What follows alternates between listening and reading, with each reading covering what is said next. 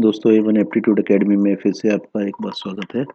आज की वीडियो में हम क्लास 11th का साइकोलॉजी का सिलेबस डिस्कस करने जा रहे हैं। तो ये जो सिलेबस है ये टर्म वाइज होगा डिस्कस। तो जैसा कि आपको पता है कि 21-22 में आपकी जो एग्जाम्स हैं दो टर्म्स में होने हैं। टर्म 1 जो है आपका ऑब्जेक्टिव टाइप रहेगा और टर्म 2 जो है हमारा कन्वेंशनल पेपर रहेगा। तो हम देख लेते हैं कौन कौन से चैप्टर्स आने हैं टर्म 1 में और उनके कितने कितने मार्क्स है। तो सबसे पहला चैप्टर है व्हाट इज साइकोलॉजी। ठीक है, चैप्टर अदर आप यूनिट्स कह सकते हो यहाँ पर। तो यूनिट्स वाइज डिस्ट्रीब्यूशन देखते हैं व्हाट इज साइकोलॉजी। तो ये आएगा आपका 10 मार्क्स का। ठीक है, फर्स्ट यूनिट है। देन आता है हमारे पास methods of inquiry in psychology. तो साइकोलॉजी में इंक्वायरी कैसे होगी ये 13 मार्क्स का है आपका सेकंड यूनिट।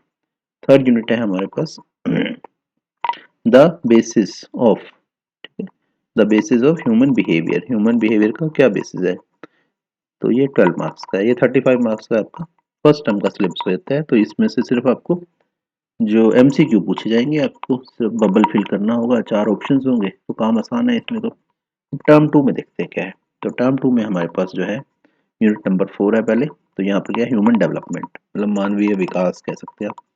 तो यहाँ पर क्या है 9 मार्क्स का ये। उसके बाद आता है हमारे पास सेंसरी। ठीक है, सेंसरी अटेंचुअल। और तीसरा क्या है परसेप्चुअल। तो ये 8 मार्क्स का है ये।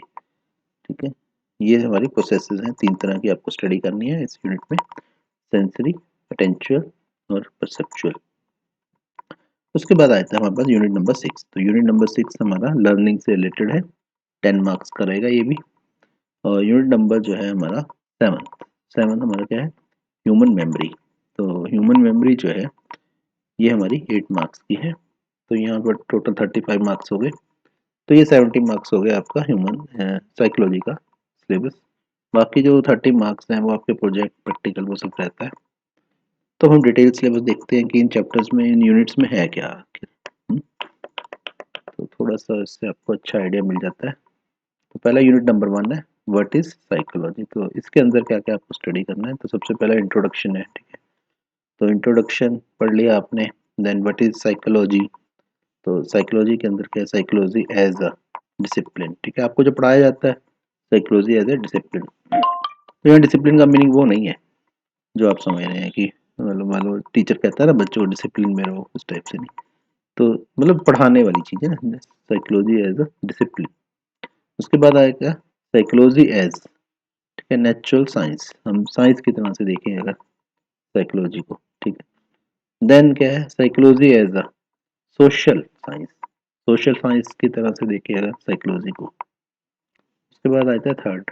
तो थर्ड में हमारे पास है अंडरस्टैंडिंग माइंड एंड बिहेवियर। ठीक है, अब हमने माइंड को और बिहेवियर को स्टडी करना है। ठीक है, समझना है पहले। देन आता है हमारे पास पॉपुलर, ठीक है, पॉपुलर नोशंस अबाउट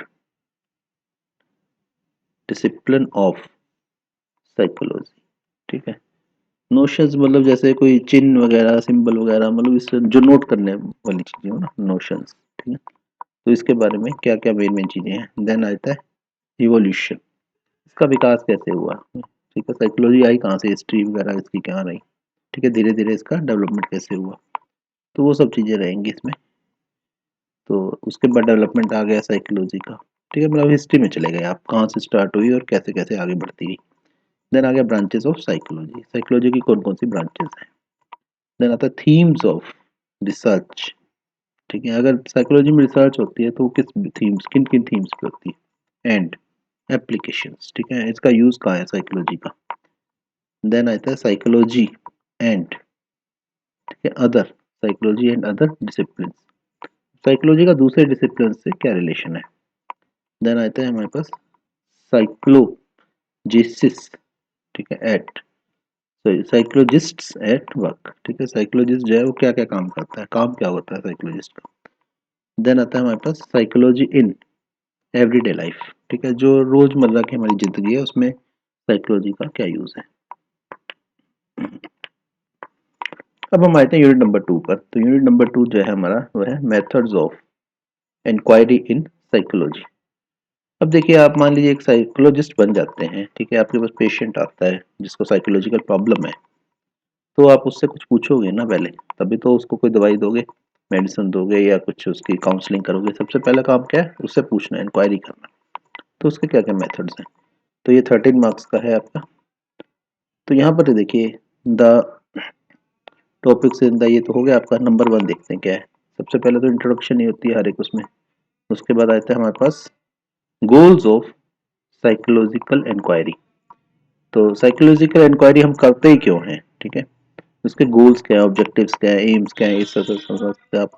देन आता है स्टेप्स क्या होंगी उसके, ठीक है। आप करोगे तो सही, लेकिन उसके स्टेप्स पहले क्या करोगे फिर क्या करोगे, इस टाइप की इंक्वायरी तो करोगे आप ना, क्वेश्चनर टाइप का आपको बनाना पड़ेगा। तो उसके बाद आते हैं हमारे पास स्टेप्स, आ गया। स्टेप्स के बाद आपके पास आते हैं अल्टरनेटिव, ठीक है, अल्टरनेटिव पैराडिग्म्स, ठीक है, of research, alternative paradigms of research. उसके बाद आता है आपके पास नंबर 3 पे आते हैं हम, नेचर ऑफ, ठीक है, नेचर ऑफ साइकोलॉजिकल डाटा। जो साइकोलॉजिकल डाटा इकट्ठा करोगे आप, उसका नेचर क्या होगा, ठीक है। तो डाटा के बहुत सारे टाइप्स होते हैं ना। देन आता है some important methods in psychology, psychology के अंदर कुछ इंपॉर्टेंट मेथड्स कौन कौन से हैं। उसके बाद आता है हमारे पास, जैसे मान लीजिए अब मेथड्स के बारे में डिटेल आएगी ना, तो ऑब्जर्वेशन मेथड, ठीक है, ऑब्जर्वेशनल मेथड। जैसे आप मान लो पेशेंट को देख के ही आप बता दोगे कुछ चीज़ें, तो ठीक है, आपकी ऑब्जर्वेशन पावर बहुत अच्छी होनी चाहिए अगर आप साइकोलॉजिस्ट बनते हो। देन क्या है, एक्सपेरिमेंटल मेथड। ऑब्जर्वेशन से काम नहीं चलता, तो आप उसके ऊपर कुछ एक एक्सपेरिमेंट करोगे, ठीक है। उसके बाद आता है हमारे पास correlational research, correlational research, correlate करना है दो चीज़ों को, ठीक है, कॉज इफेक्ट टाइप का हो सकता है। जैसे मान लीजिए कुछ प्रॉब्लम है तो उसका कॉज क्या है, कोरिलेशन, ठीक है। तो मैथमेटिकल स्टेटिस्टिकल में भी देखते हैं हम कोरिलेशन ना, एक चीज़ दूसरे से कितनी कोरिलेट करती है। देन सर्वे रिसर्च, तो सर्वे रिसर्च भी होती है, ठीक है, आपने बहुत सारे पेशेंट ले लिए, ठीक है, उन पर रिसर्च की, तो सर्वे रिसर्च। देन आ गया हमारे पास साइकोलॉजिकल टेस्टिंग, ठीक है, साइकोलॉजिकल टेस्टिंग क्या होती है। देन आता है जो टेस्ट परफॉर्म करते हैं हम। देन केस स्टडी आ गया, एक केस स्टडी कोई ले ली जाएगी। Then analysis of data, data आपने इकट्ठा कर लिया, अब उसको एनालाइज कैसे करोगे, स्टेटिस्टिक्स लगाओगे उसको, mean median mode standard deviation, ये सब चीज़ें आपकी, उसका एनालिसिस, डाटा एनालिसिस। देन आता है हमारे पास क्वांटिटेटिव मेथड्स, वही जो मैं बात कर रहा था, ये सब क्वांटिटेटिव मेथड्स हैं। तो दूसरा मेथड है क्वालिटेटिव, ठीक है, यहाँ पर क्या आपको मैथमेटिक्स नहीं लगाना, ठीक है, क्वालिटेटिव। तो वैसे ही आपको देख के ही आपको इससे रिजल्ट्स निकालने हैं।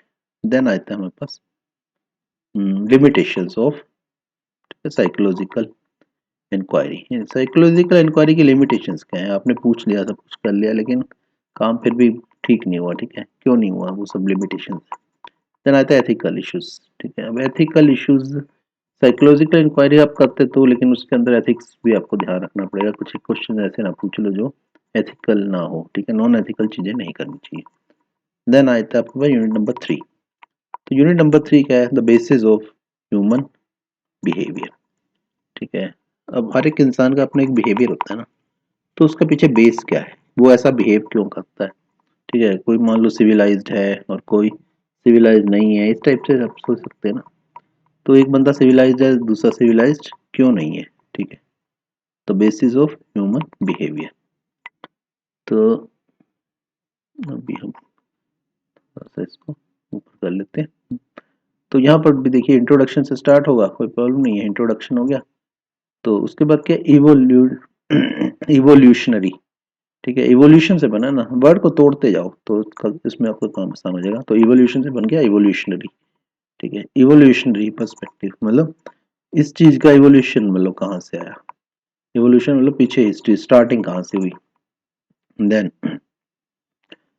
अब आता है हमारे पास बायोलॉजिकल, ठीक है, बायोलॉजिकल, बायोलॉजिकल एंड दूसरा क्या है, कल्चरल रूट्स, ठीक है। अब हम उसकी जड़ों में जा रहे हैं ना, जड़ें ढूंढेंगे। तो दो तरह के हमारे पास रास्ते हैं, एक है बायोलॉजिकल, दूसरा क्या है कल्चरल, ठीक है। तो बायोलॉजिकल तो ये मान के चलो जैसे हेरिडिटी वगैरह ये सब चीजें, कल्चर मतलब जिस उसमें कल्चर में रहता है वो, है ना, उसका बिहेवियर वैसा बनता जाता है ना। तो बायोलॉजिकल अब बेसिस ऑफ बिहेवियर, ठीक है, इसको हम डिटेल में स्टडी करेंगे बायोलॉजिकल को। तो इसके आगे फिर छोटा सा एक बुलेट लगा दिया गया है, ठीक है। तो न्यूरॉन्स जो होते हैं ना, जो हमारे दिमाग के अंदर जो न्यूरॉन्स होते हैं, ठीक है, ये बायोलॉजिकल बिहेवियर के लिए रिस्पॉन्सिबल है। न्यूरॉन्स दिमाग से रिलेटेड, नर्वस सिस्टम होता है, न्यूरॉन, ये सारे वर्ड मिलते जुलते हैं। देन आता है structure and functions of nervous system, आ गया नर्वस सिस्टम अपने आप ही, है ना। एंड उसके बाद क्या है, endocrine, endocrine system, nervous system and endocrine system, दो तरह के system, and their relationship with, ठीक है, किसके साथ, बिहेवियर के साथ। एंड दूसरा क्या है, एक्सपीरियंस। तो यहाँ पर देखिए दो जो सिस्टम्स है ना, उनका क्या रिलेशनशिप है बिहेवियर के साथ और एक्सपीरियंस, ठीक है। तो यहाँ पर देखिए पहला है नर्वस सिस्टम, दोनों तरह के आपको सिस्टम स्टडी कर लेते हैं। तो ये सब बायोलॉजी चल रही है मानो, एंडोक्रिन सिस्टम और नर्वस सिस्टम, ठीक है, ये दोनों सिस्टम आपको याद रखने हैं। मतलब ये दोनों बेसिस हैं हमारे बिहेवियर के, बायोलॉजिकल साइड्स के। देन आता है हमारे पास हेरिडिटी। तो ये चीजें मैंने पहले ही आपको बता दी ना कि बायोलॉजी में हेरिडिटी तो होगी होगी।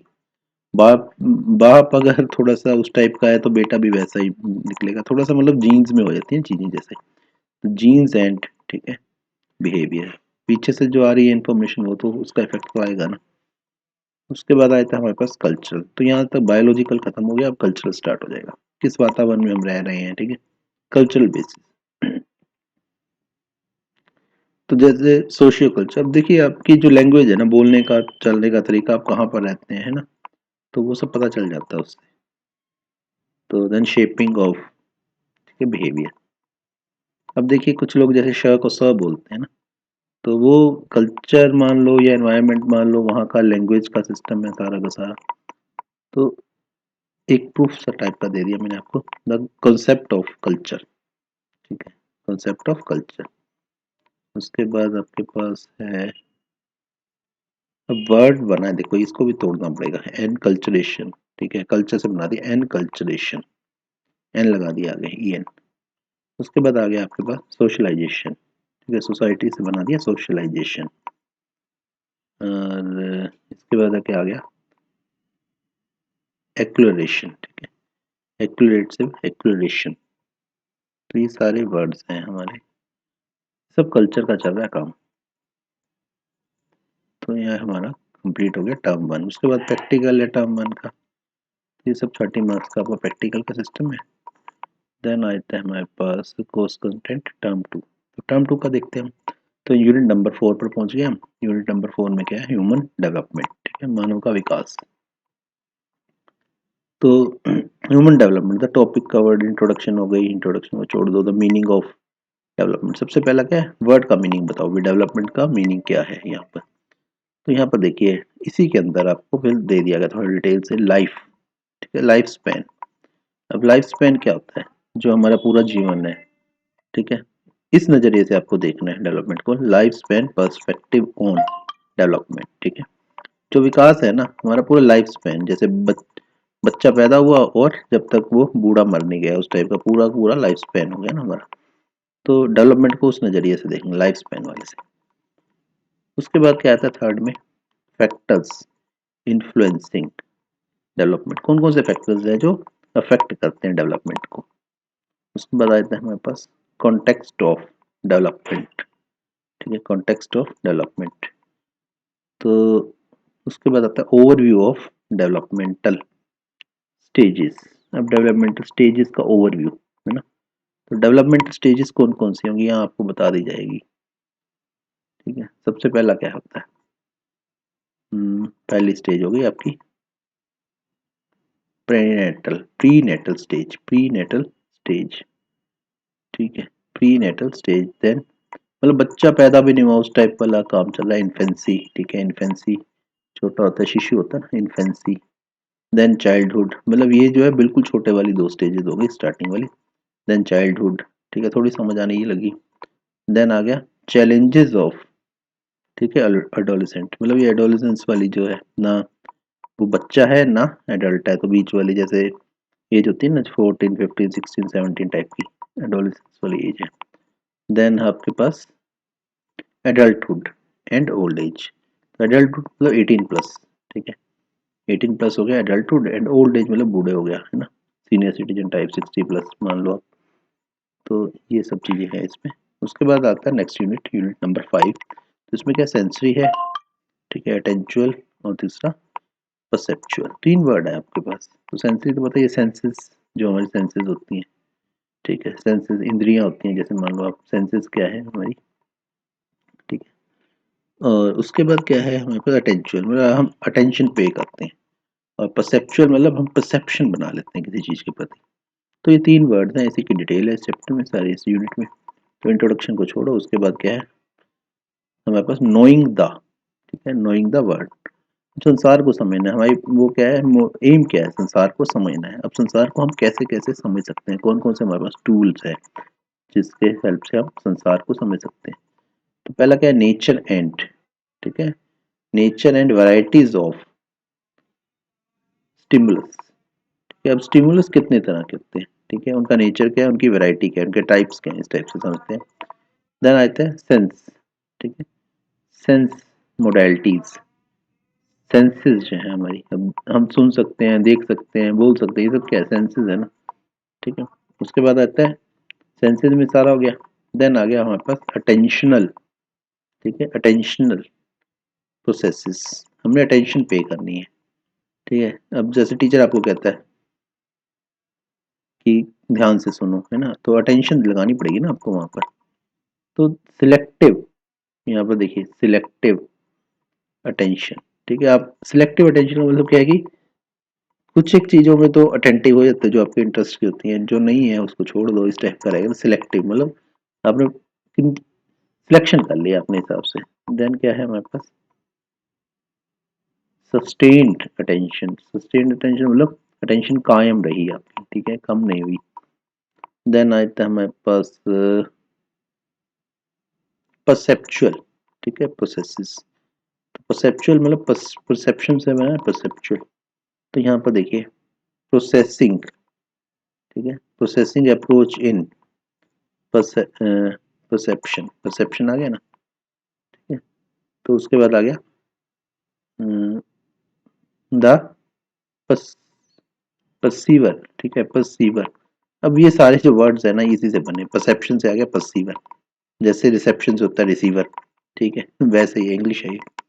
तो परसीवर कौन होगा, जैसे रिसेप्शन का रिसीवर है वैसे ही आपका परसेप्शन का परसीवर है। देन आता है हमारे पास प्रिंसिपल्स ऑफ, ठीक है, परसेप्चुअल, परसेप्चुअल ऑर्गेनाइजेशन। एक परसेप्चुअल ऑर्गेनाइजेशन के क्या क्या प्रिंसिपल्स होंगे, क्या क्या नियम होंगे। देन आता है हमारे पास परसेप्शन ऑफ, ठीक है, परसेप्शन ऑफ स्पेस, स्पेस मतलब जगह होगी ना, तो स्पेस के प्रति क्या परसेप्शन है। देन क्या है डेप्थ के प्रति, और हमारी डिस्टेंस के प्रति। तो इन 3 चीजों की परसेप्शन आपको स्टडी करनी है इस लास्ट टॉपिक में। 9th हो गया। अब इसमें थोड़ी सी डिटेल्स अभी बाकी है। तो यहाँ पर हमारे पास क्या है, मोनोकुलर, ठीक है, monocular cues and binocular cues. तो 2 तरह के क्यूज हो गए, एक तो हो गया मोनोकुलर, ठीक है, मोनो मतलब सिंगल, बाय मतलब डबल, है ना, बाइनोकुलर क्यूज, डिवाइड कर लिया क्यूज को 2 पार्ट्स में। देन आ गया हमारे पास परसेप्चुअल, ठीक है, परसेप्चुअल कॉन्स्टेंसीज, परसेप्चुअल कॉन्स्टेंसीज, ठीक है, कॉन्स्टेंसीज मतलब जो आपका कांस्टेंट वर्ड है ना, कांस्टेंट वर्ड से बना कॉन्स्टेंसीज, मतलब रहना वहां पे, ठीक है, स्टेशनरी टाइप का, इस टाइप। देन इल्यूजन्स, जैसे भ्रम होते हैं ना, इल्यूजन्स। देन आता है socio cultural influences on perception, ठीक है, सोशियो कल्चरल मतलब जो हमारे सोसाइटी का और कल्चर का क्या असर पड़ता है परसेप्शन के ऊपर, ठीक है। तो हम परसेप्शन मतलब हम एक पहले से अपने अंदर धारणा बना के चल लेते हैं, तो वो है परसेप्शन ना। देन लर्निंग है, ठीक है, लर्निंग मतलब सीखना, जो चीज़ हम सीख रहे हैं, तो लर्निंग का तो वही मीनिंग है। तो लर्निंग इज ए प्रोसेस, है ना, नई नई चीज़ें सीखने की प्रोसेस है लर्निंग। इंट्रोडक्शन हो गया। देन क्या है, नेचर ऑफ लर्निंग। तो देखो जो स्टूडेंट साइकोलॉजी है ना, उसमें बहुत बड़ा कंट्रीब्यूशन इस चैप्टर का ना, क्योंकि लर्निंग की जो स्टेज है आपकी स्टूडेंट की, तो है ही लर्निंग की स्टेज। स्टूडेंट का काम ही लर्न करना है ना। तो यहाँ पर देखिए लर्निंग हो गया, नेचर ऑफ लर्निंग क्या है, देन क्या आ गया, पैराडाइम्स, पैराडाइम्स ऑफ लर्निंग, ठीक है। लर्निंग के पैराडाइम्स क्या है, then classical, classical conditioning, classical conditioning, condition कर रहे हैं आप किसी चीज को कंडीशन करना है ना, तो इस तरह से आप कंडीशन कर रहे हैं। देन क्या है हमारे पास, डिटर्मिनेंट्स, ठीक है, determinants of classical conditioning. Classical conditioning पढ़ लिया आपने, उसके डिटर्मिनेंट्स कौन कौन से होंगे। देन आता है हमारे पास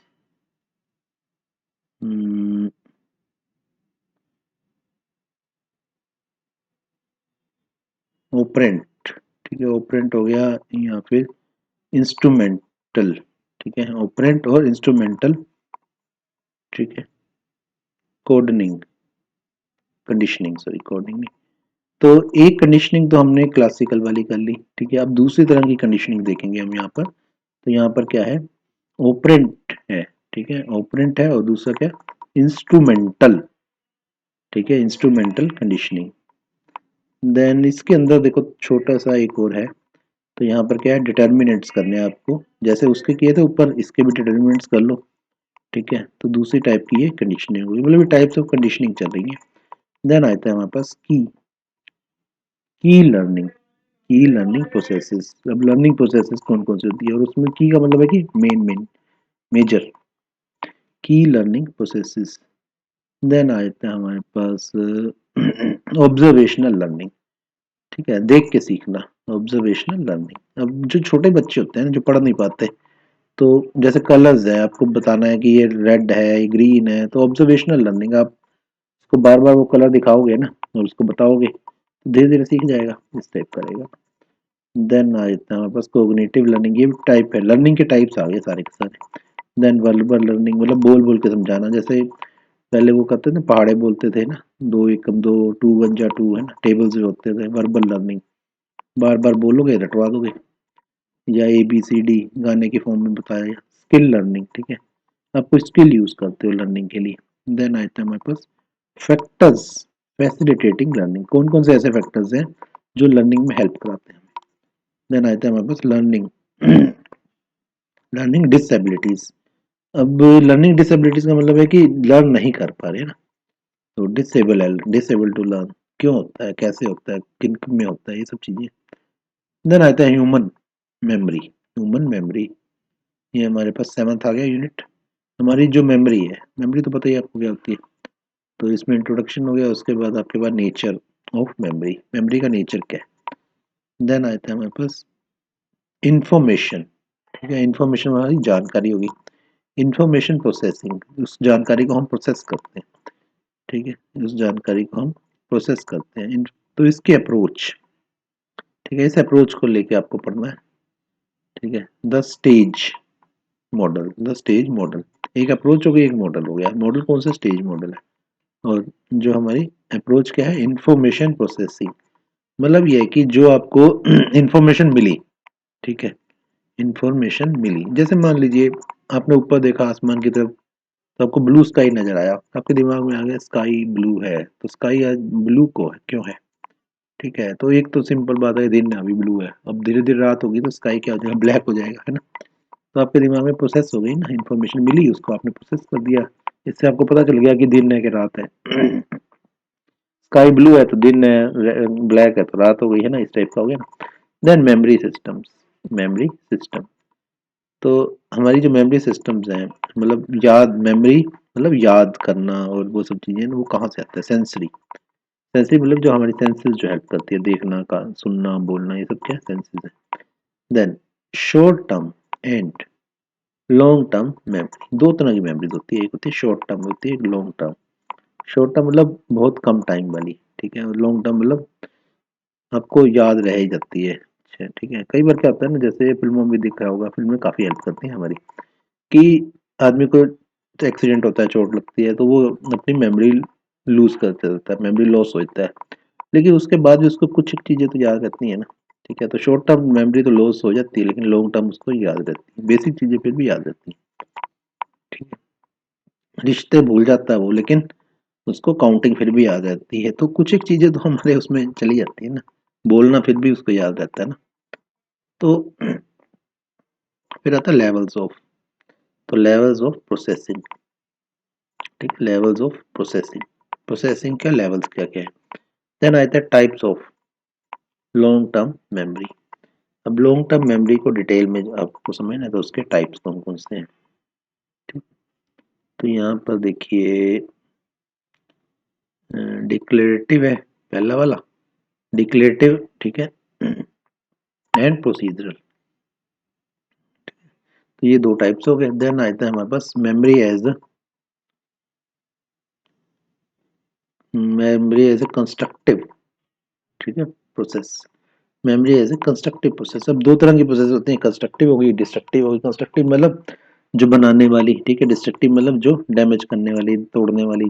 तो मेमोरी का काम क्या है, अच्छी वाली प्रोसेस है ना, कंस्ट्रक्टिव है ना। ठीक है, खराब तो नहीं, डिस्ट्रक्टिव तो नहीं है ना। तो अब क्या है, नेचर एंड कॉजेज ऑफ, ठीक है, फॉरगेटिंग। अब वही बात आ गई फिल्मों वाली कि अब भूलना है आपको, भूलने की बीमारी लग गई, ठीक है, कोई एक्सीडेंट हो गया या टेंशन हो गई। ठीक है, नेचर क्या है फॉरगेटिंग का और उसके कारण क्या है। देन क्या आ गया हमारे पास, अब देखिए, अब यहाँ पर सारा फॉरगेटिंग के बारे में चलेगा। फॉरगेटिंग ड्यू टू, कारण हो गया ना, फॉरगेटिंग ड्यू टू ट्रेस, ठीक है, डिके, ठीक है, ट्रेस डिके, ये अपने अपने आप इसने बता दिया एक कारण, ट्रेस डिके। डिके क्या होता है, कोई भी चीज, जैसे हमारा केमिस्ट्री में भी डिके होता है ना, तो धीरे धीरे धीरे धीरे करके खत्म हो रही है। ठीक है, तो टाइम के साथ डिके हो रहा है, मतलब धीरे धीरे वो खत्म हो रही है। तो देन आता है इंटरफ्रेंस। दूसरा क्या है, इंटरफ्रेंस। इंटरफ्रेंस मतलब है कि बीच में बाधा होना, इंटरफियर करना, इंटरफियर से बन गया वर्ड इंटरफ्रेंस। और देन क्या है, रिटायर रिट्रीवल, ठीक है, रिट्रीवल फेलियर मतलब उसको दोबारा रिकैप्चुलेट कर ही नहीं पा रहा, रिट्रीवल फेलियर। ये सब कारण है आपके, किसके, भूलने के। ठीक है, अब आता है हमारे पास एनहेंसिंग मेमोरी। ठीक है, अब ठीक है, बीमारी है तो इलाज भी होना चाहिए ना, तो मेमोरी को हम बढ़ाएंगे कैसे, उसके तरीके के हैं वो सब चीज़ें हैं इसमें। तो यहाँ पर क्या है, एम हो गया ना, एम के बाद है एन ई। ठीक है, न्यूमिक्स बोलते हैं, न्यूमिक्स बोलते हैं यूजिंग, ठीक है, इमेजेस। तो मेमोरी को बढ़ाने के लिए आप इमेजेस को यूज़ करो, तो देखने वाला जो है ना मेमोरी, वो ज़्यादा अच्छी होती है, आसान होती है। किसी चीज़ को आप देखते हो तो भूलते नहीं हो आसानी से। और दूसरा क्या है, ऑर्गेनाइजेशन। ठीक है, जैसे मान लो जो बुढ़ापे में ना ओल्ड एज लोग होते हैं जिनको भूलने की आदत होती है, तो ज़्यादातर डॉक्टर कहता है कि कुछ चीज़ें लिख लो आप, लिखने से आपको वो याद रहेंगी। ठीक है, मेन मेन चीज़ें आप लिख लो। ठीक है, या फिर सामने पोस्टर की फॉर्म में कहीं भी मतलब लिख लो, सामने आपको दिखाई देंगे तो आप भूलोगे नहीं। तो ये हमारा सिलेबस कंप्लीट हो जाता है साइकोलॉजी का, क्लास 11th का। तो अगर वीडियो अच्छा लगा हो तो इसको लाइक करें, चैनल को सब्सक्राइब करें, दूसरे वीडियोस भी आप देख सकते हैं, पूरी पूरी हमारी जो सीरीज़ अवेलेबल है। ठीक है, 12th क्लास की, 11th क्लास की। तो इस वीडियो में इतना ही, मिलते हैं नेक्स्ट वीडियो में। जय हिंद, जय भारत।